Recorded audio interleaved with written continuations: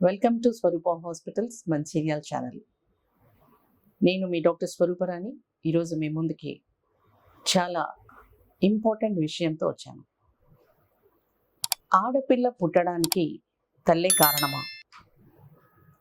ఈ సమస్య ఎంతోమంది ఆడవాళ్ళని బాధిస్తుంది. ఒక తల్లి గర్భం దాల్చగానే ఆ గర్భం దాల్చిన సంతోషం ఎక్కువ కాలం లేకుండా ప్రెగ్నెన్సీ వచ్చిందంటేనే వెంటనే పాప బాబు అనే టెన్షన్ మొదలవుతుంది. ఒక ఆడపిల్ల పుట్టిన తర్వాత ఇంకొక ప్రెగ్నెన్సీ వస్తే ఇక ఆ టెన్షన్ చెప్పనలవి కాదు. మరి మన భారతదేశం పురుషాధిపత్య దేశం కాబట్టి అందరూ మగ సంతానాన్ని కోరుకుంటారు. ఇలాంటి అప్పుడు చాలామంది ఆడవాళ్ళు, అత్తలు, ఆడపడుచులు వాళ్ళ కోడల్ని లేదా ఇంటి ఇల్లాల్ని మగ సంతానం కోసం వేధిస్తుంటారు. అయితే ఆడపిల్ల పుట్టడం తల్లి తప్ప లేదు. యాక్చువల్గా ఆడపిల్ల పుట్టడానికి కారణాలు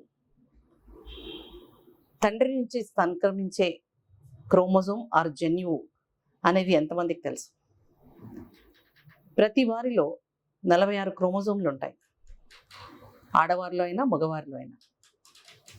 అందులో ఆడవారిలో మగవారిలో కూడా 22 జతల క్రోమోజోమ్స్ అంటే 44 క్రోమోజోమ్స్ సిమిలర్గా ఉంటాయి. ఒక జత మాత్రమే సెక్స్ క్రోమోజోమ్స్ ఉంటాయి. ఆడవారిలో అవి XXగా, మగవారిలో అవి XYగా ఉన్నాయి. అయితే ఎప్పుడైతే ఆడవారి యొక్క అండము పురుషుని యొక్క వీర్యకణంతో అంటే ఎగ్ అండ్ స్పర్మ్ కలిసినప్పుడు ఈ సెక్స్ క్రోమోజోమ్స్తో పాటు మిగతా క్రోమోజోమ్స్ అన్నీ కలిపి పిండం తయారవుతుంది. ఆ పిండంలోని లింగము ఒకవేళ తల్లి నుండి వచ్చే XX నుంచి ఆర్ తండ్రి నుంచి XY క్రోమోజోమ్ నుంచి దేంతో కలుస్తుంది అనే దాన్ని బట్టి నిర్ధారణ అవుతుంది. ఒకవేళ తల్లి నుండి ఏదైనా కూడా ఎక్సే, సో దాంట్లో పెద్ద మార్పేం లేదు. కానీ తండ్రి నుంచి వచ్చే X క్రోమోజోమ్తో కలిస్తే అది అమ్మాయిగా పుడుతుంది. అదే తండ్రి నుంచి వచ్చే Y క్రోమోజోమ్ అయితే అబ్బాయిగా పుడతారు. సో బాబు పుట్టాలా, పాప పుట్టాలా, ఆర్ అమ్మాయా అబ్బాయా అనేది తండ్రి వల్లనే డిసైడ్ అవుతుంది, తండ్రి క్రోమోజోమ్స్ వల్లనే డిసైడ్ అవుతుంది. కానీ తల్లికి అందులో ఏ భాగస్వామ్యం లేదండి.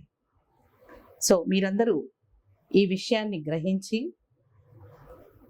బాబు పుట్టడానికి ఆర్ ఆడపిల్ల పుట్టడానికి తల్లి మాత్రమే కారణం కాదు, అది తండ్రి వల్లనే అని గ్రహించి మగవాళ్లే కావాలి, నీ వల్లనే మగవాళ్ళు పుట్టట్లేదు, మగ సంతానం కలగట్లేదు అనే విషయాన్ని ఆడవాళ్ళ మీద రుద్దకండి.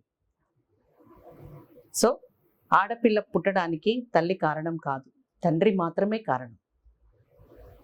మీ డాక్టర్ స్వరూపరాణి.